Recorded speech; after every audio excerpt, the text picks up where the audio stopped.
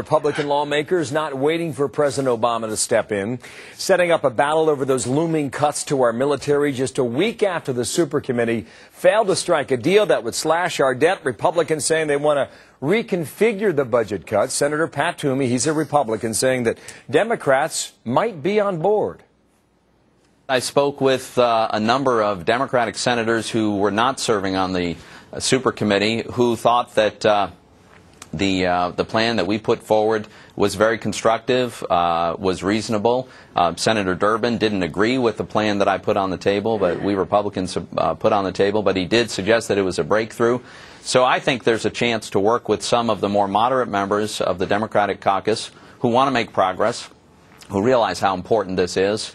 So I'm cautiously optimistic. So what about that? New Jersey Congressman Scott Garrett, Vice Chairman of the House Budget Committee, Republican in studio. And good morning to you. Thank you for your time. I hope you had a good holiday with your family. It was a great holiday. And now you're going to go back to Washington, D.C. So right after this. I pity you. What do you think about Senator Toomey? No, well, I think a lot of Senator Toomey. He's a great conservative. I'm glad that he's in the Senate. I'm glad also that he was on this committee to be able to put that issue out there.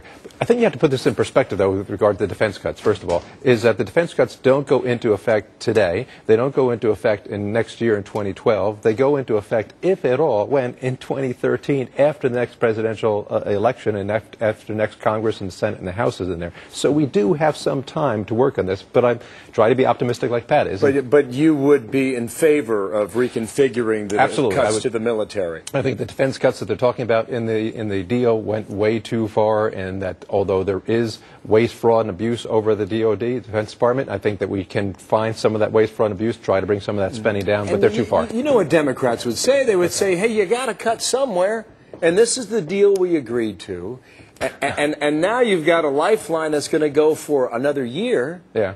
And Americans watching out there would say, hey, you guys said you were going to cut spending. Hey, but now you're trying to find the loophole. What would you say to them?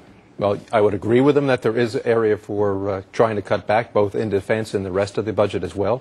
I would agree with them that something should have been done. I was never optimistic about doing this, but look at it this way.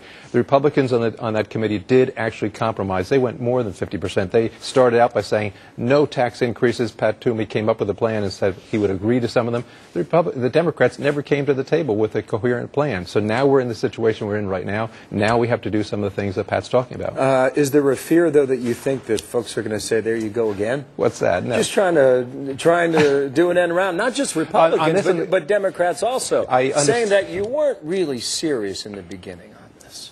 Well, I agree with them on that as well. I don't think they really were ever serious about getting something out of this committee. I voted against the committee because I thought it was a messy way of trying to come up with a budget. We don't have a budget now for over 900 some odd days. We have to do it the regular way.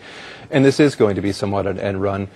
The burden really is not so much on Congress. The burden is on the American public to put pressure on Congress to actually say, cut the spending. We have to live within our means, just like everybody else is doing right now. And even if you did a deal, the president says he's going to veto it. There's the interesting thing, but he said that. He has said that so many times in the past. He says, I won't go this far, I won't go this far. And then once the Senate and the House came together on certain things, the president was able to agree to it. It's an election year, and all of this has to be viewed through the prism of politics. What is your sense of where the American people are right now as we go into 2012? So I think the American people are really upset with Congress. Our poll numbers are way down there. They're concerned about the uncertainty in the economy right now. They're concerned about what's going over in Europe. But hey, even despite all that, spending over on Black Friday was up better over last year. So that's the one to come. I guess more to my point, is it a Republican year, or are you not convinced of that yet?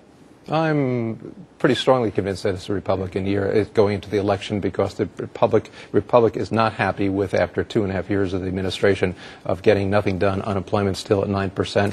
The stimulus, $700 billion spending, didn't create the jobs. So the public's upset with Washington. It'll be an interesting year, and we'll see which way the country decides. Scott Garrett, nice to see you, in person, and good luck in Washington. Appreciate it. All right.